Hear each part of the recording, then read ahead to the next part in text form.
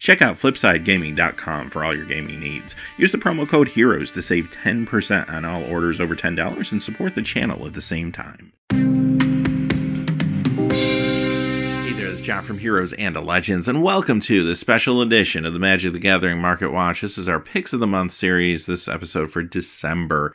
And if you're not familiar with this series, basically what we do is look at a number of underappreciated, maybe undervalued cards that potentially could be going up in value, at least over the long term, maybe over the course of the next few months, next year or two, and maybe give you a chance to put them on your radar, put them on your want list before they do start to go up in value. We like to look at cards, some of which are a little more expensive, some are reserve list cards, but some are going to be a lot cheaper, easy pickups, and are a little easier to find. Now, the theme for December is actually a part 2 to our November theme, and that is the set Legends. Last month, we looked at 15 underappreciated cards from Legends. We're going to look at 15 more now. Just a quick reminder, this video does go out first to the gold patrons. By the time you see this on YouTube, it may be a couple days later, but I don't really anticipate any major changes in the pricing within a couple days unless something really weird happens. But these are old cards. They should be pretty stable. All right, with that being said, let's get into it. Start off with our first one. It's Kismet. $4.16. Very easy, cheap pickup really for anybody. Now, you're going to notice a lot of the cards we're going to look at today, as a matter of fact, probably all the cards we look at today, are not going to be awesome like competitive format cards. We're not going to pull out a lot of big vintage legacy staples or anything. But all of these cards definitely have utility within the world of Commander or casual play. But more importantly, these Black Border original Legends cards are just getting harder and harder to find. Even the ones that aren't on the reserve list and have reprints, and Kismet's a good example of that. Really cool, interesting card, very unique art, like really cool picture, just feels like an old school Magic card. This has been reprinted in a couple sets, so you can find even cheaper copies of this. But this original copy is going up in value, at least slowly. And I think over time, there's going to be more of an appreciation for these type of cards. So you know what? For $4 or $5, I'm happy to pick one of these up. Next card is a little more expensive, and it is on the reserve list. It is Thunder Spirit at $92.45. One of my favorite cards from back in the old days. Now, creatures in the old days of Magic were usually pretty weak when you compare them to today's standards. This one, however, is one of the rare examples of a very powerful creature for what you're paying for it. It's a real simple card, like a great white weenie card. 2/2, first strike and flying. You pay 2 white and 1 for it. Actually feels pretty good. And it is a spirit, which sometimes could be relevant depending on your strategies. So yeah, just generally really good card. Even by today's standards, like I feel like this would be pushed. Like I feel like this would probably cost you 2 white and 2 if it came out in a set today. But it's a very good card. It's never going to see a reprint. Again, very unique art.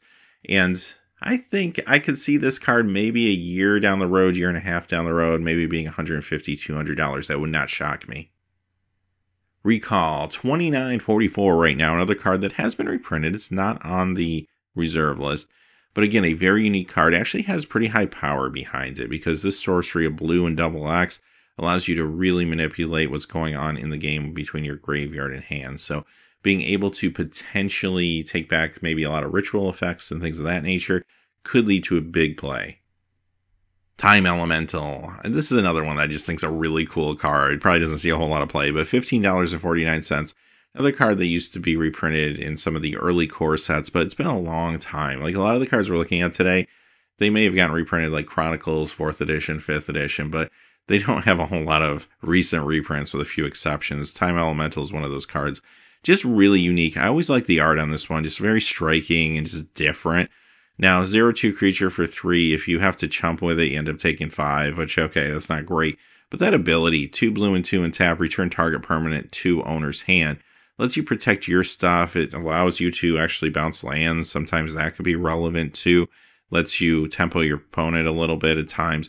So just generally a very high utility card that is just really unique and really different and awesome. Hellfire. Okay, we're back on the reserve list. $59.90. Another one of my favorite cards from the old days, especially if you're playing like mono black or something. Really, really sweet card. Basically a situational board sweep. I mean, all non-black creatures are destroyed. Now, you do take damage based on what is destroyed, so in a big game, that could get a little chaotic. But at the same time, if you have a payoff even for that, it could be good for you. Think about maybe, I don't know, Death Shadow, or even something a little more old school like a Cabal Ghoul. Like, there's a lot of good interactions you can find with this card. Just a really sweet old school sorcery with some amazing art. Chain Lightning. Okay, here's one we're probably all a little more familiar with. $7.49. This card has been reprinted a number of times. It was in Eternal Masters not too long ago. This also saw a Masterpiece version. Now, this was a common back in the day, believe it or not. So you could open a pack of Legends, find this in the common spot. Awesome, awesome card. Those original ones, again, just highly sought after, even though you can find cheaper versions, obviously. $7, $8 for old school Chain Lightnings. Yeah, I'd pick up a playset just to have them. Super, super sweet card. Just love that art, too. Land's Edge. Okay, this one is an enchant world, so you know there's some unique rules around this, and it does open the ability up to the whole table, so yes, there's some variance involved here. But it's a really unique card. $17.99. This card is not on the reserve list. It was reprinted in Chronicles, has not been reprinted since, and this is going to be a tough one for them to reprint. Basically, any enchant world is going to be really tough for them to reprint. Virtually, these cards are probably on the reserve list in a way, but technically they're not. Now, the card itself actually has a pretty powerful effect if you stack your deck in favor of this with lots of lands. Sure, you could get blown out by it too if your opponents decide to start pitching lands and damaging you, but then again, this does have some very powerful potential plays if your deck is tailored to it. Alright, let's look at another enchant world. This is a Boria, $8.15. This one was an uncommon, and it's never been reprinted, although it is not on the reserve list. So again, virtually on the reserve list in a way. I mean, where are you going to reprint a card like this? But what I like about this card is it's a really sweet commander card for Pillow Fort strategies. If a player does not cast a spell or put a card into play on his or her turn, so that would include lands, no creatures may attack that player until after his or her next turn. So basically setting yourself up to not be attacked for the entire cycle of turns. Really sweet. $8.15. Feels like a nice commander pickup if you're into that archetype. Now, you do have to finesse it a little bit because anyone can activate the ability, which could get a little annoying, especially in a multiplayer game.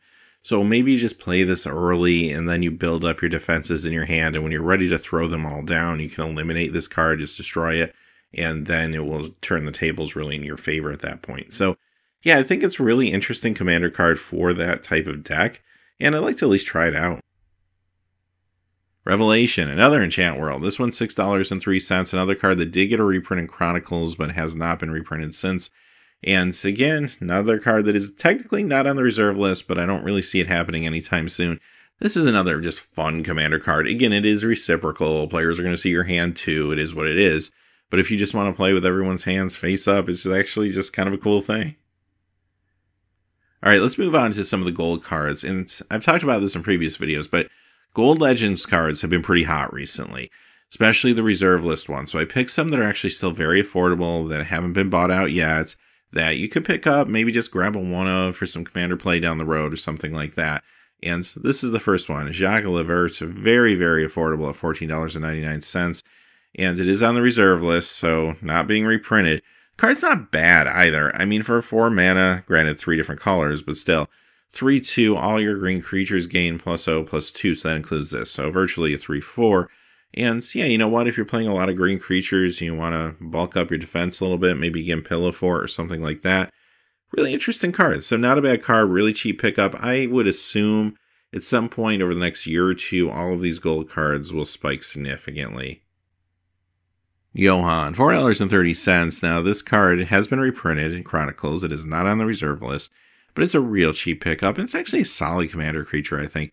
5/4 for 6, granted 3 different colors. But if this does not attack and is not tapped, all your other stuff gets vigilance. Very good if you want to be aggressive, but still stay on the defensive.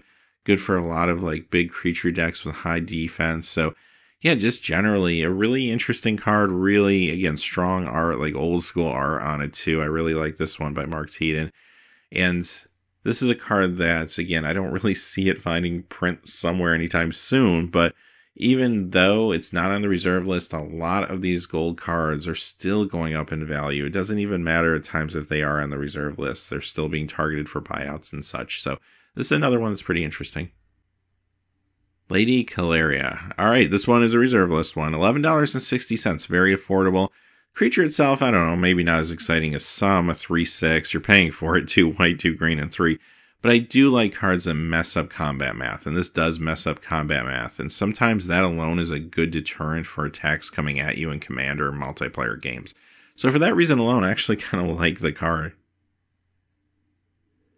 Here's another reserve list one. This is Livonia Salone, $18.37.